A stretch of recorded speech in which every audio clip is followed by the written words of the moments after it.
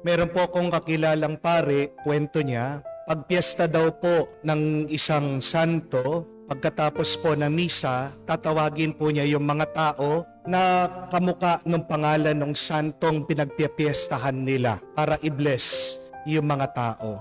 Halimbawa po, kung ang may piyesta ay si San Jose, katapos po ng misa, sabi ng pare, lahat po ng may pangalan na Jose o Joseph, pumunta po dito sa harap, i-bless ko.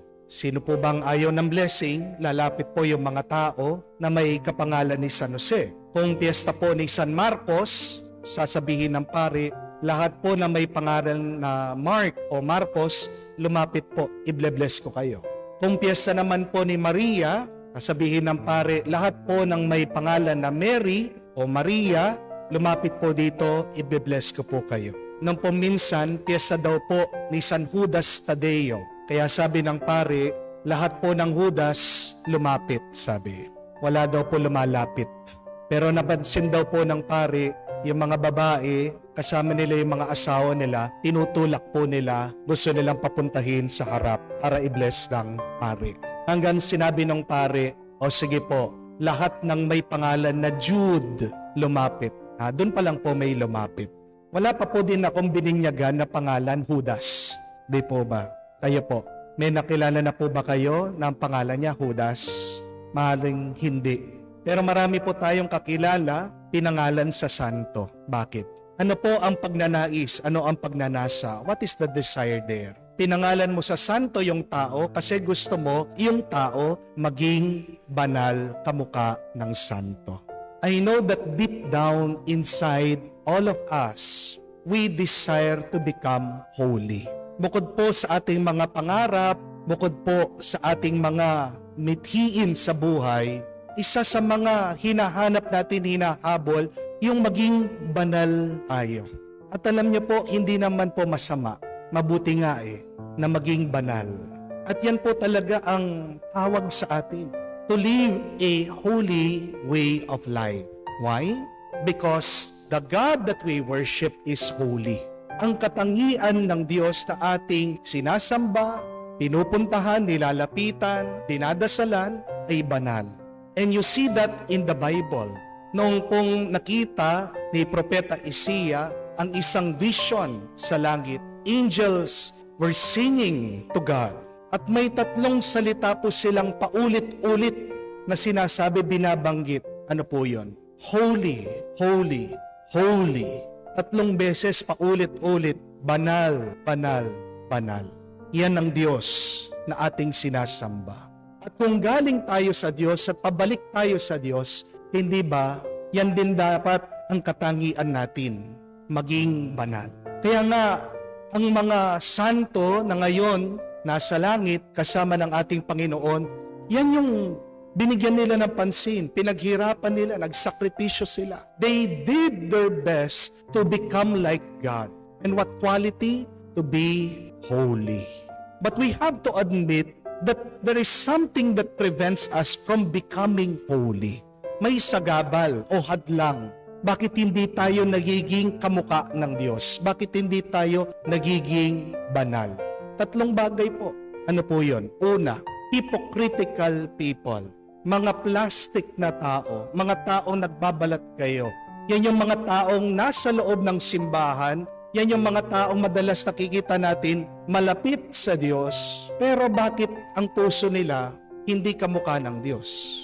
Sila ay isang nagiging hadlang natin sa paglapit sa Diyos. Nakakawala ng gana ang mga taong ito para maging tayong banal. Madalas, naririnig po natin ito sa ibang tao Bakit ako magsisimba? Ang daming mga plastic dyan sa simbahan. Bakit ako papasok sa parokya? Yung mga nandyan sa parokya, mas malala pa yung ugali nila kaysa sa akin.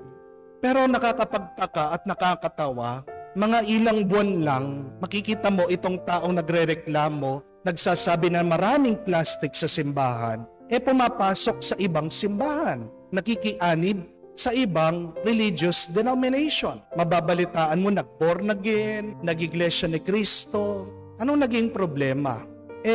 Nagiging hadlang, nagiging sagabal yung mga taong nakikita niya doon sa simbahan. Pero sa kaibuturan ng kanyang puso, gusto talaga niyang lumapit sa Diyos. My dear friends, do not allow hypocritical people to block you from becoming holy, from approaching the Lord. Bakit? Kasi ang ating Panginoon, tandaan niyo po, kahit na maraming plastic na tao, mga tao pangang kinamumuhian siya, gusto siyang patayin, yung mga Pariseo, yung mga eskriba, yung mga pare, yung mga nakakatanda ng bayan. Nandun sila sa templo, pero ang ating Panginoon, hindi nasira ang loob niya sa pagbabalik-balik sa templo para magdasal. Kung hinahayaan mo na masira ang loob mo sa paglapit sa Diyos dahil lang sa mga hipokritiko at mga plastic na tao, natutuwa ang masama. Huwag mong hayaan na manalo ang masama. Pag merong isang taong plastic o hipokritiko o nagbabalat kayo na nagsisimba, dapat nga magpasalamat ka pa rin eh. Kasi yung taong yon kahit na paano, may pagnanasa siya, may pagnanais siya, gusto niyang magbago. Tandaan po natin ang simbahan, hindi naman para sa mga perpektong tao. Amen? Ang kasabihan nga ang simbahan ay hospital para sa mga makasalanan. Huwag sanang maging hadlang ang iyong pagnanais magpakabanal dahil lang sa mga taong hindi totoo. Ang mga taong hindi totoo, sila'y pagsubok nga para sa iyo para makita kung talagang taos-loob ba totoo ang iyong pagnanasa na gusto mong lumapit sa Diyos. Diba? Kung talagang gusto mong kumita, kahit na anong pagsubok ng pagninegosyo, kakayanin mo para lang kumita ka. Diba? Pag talagang gusto mo ang isang babae, kahit na inaayawan ka niya, talagang gustong-gusto mo siya, mahal na mahal mo siya, gagawin mo ang lahat para makuha mo lang yung matamis niyang oo. Diba? Kung talagang gusto mo magpakatapos, hindi hadlang sa'yo ang kahirapan para mag-aral ka, para magpakatapos ka, para mag-graduate ka. Ganyan din po ang pagpapakabana. Yung mga hypocrites, yung mga plastic, yung mga tao hindi totoo, pagsubok lang sa'yo yan, gustong makita ng Diyos, talaga bang gusto mong maging banal? Talaga bang gusto mong lumapit sa akin? Talaga bang gusto mong mabuhay, magpasawalang hanggan sa langit? So that is the first hurdle to our desire to become holy. Pangalawa po, being busy. Pagkaabala sa mga napakaraming bagay. This is the second reason that prevents us from becoming holy. May kasabihan nga po that when the devil cannot make you bad, the devil will make you busy. Ang ganda po, no? Pag ang demonyo hindi kanya kayang tuksugin at hindi kanya kayang gawing masama, anong gagawin ng demonyo? Tutulak kanya para maging abala ka sa mga napakaraming bagay. Magpapadala ang demonyo sa iyo ng maraming bagay na kailangan mong gawin. Pag busy tayo, distracted tayo.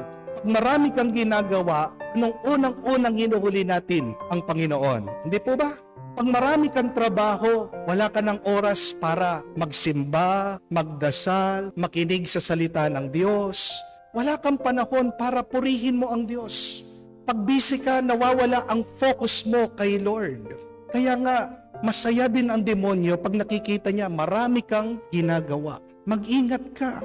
Pag-abala ka sa maraming bagay. Kaya nga sinasabi ng ating Panginoon, do not worry. Huwag kang mag-alala.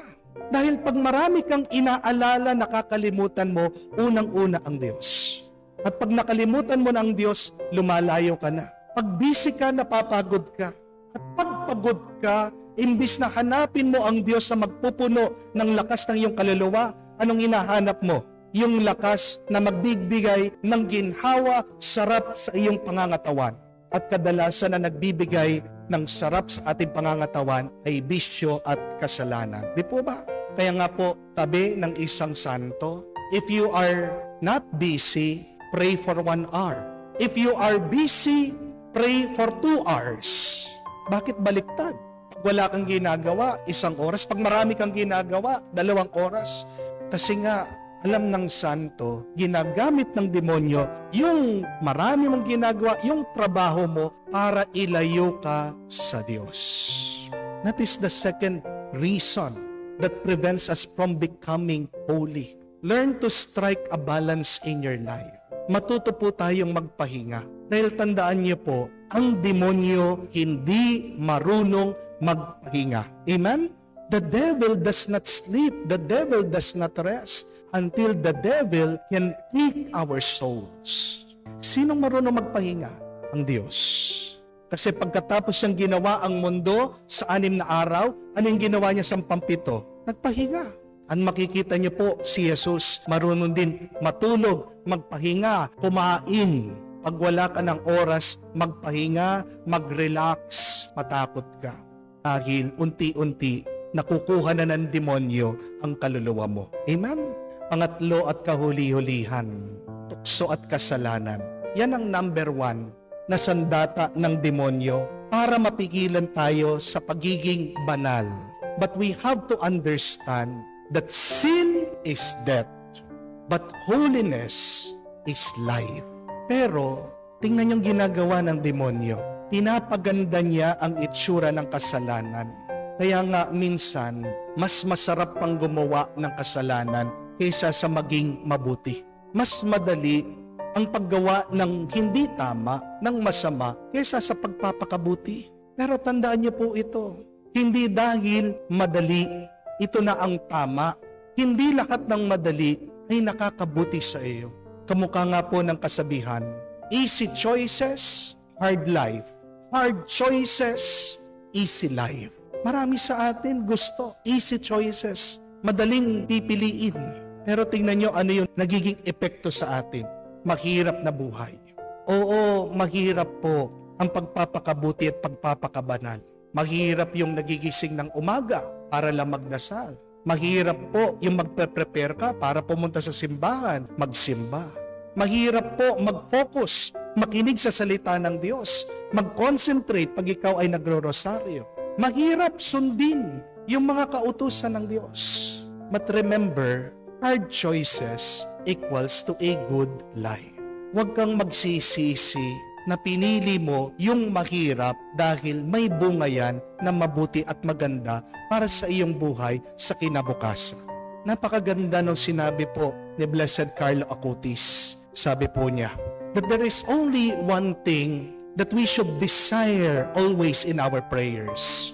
And what is it? The desire to be holy. May isang bagay lang po na dapat natin palagi ninanais sa buhay natin. Yung naisin mong maging banal. Bakit? Dahil pag banal ka, buo ka. When you are holy, you are whole. Because holiness is wholeness. Paano ka nagiging buo? Dahil sa Diyos. Pansinin mo, pag gumawa ka ng kasalanan, pagkatapos may nararamdaman ka na parang wala, hindi ka masaya, nadidepress ka. Pero pagkatapos mong gumawa ng mabuti, kung alam mo, sinusundan mo kautusan ng Diyos, payapa ka. There can be no peace and wholeness in doing sin. Peace and wholeness, perfection, can only be achieved if we desire a holy way of life.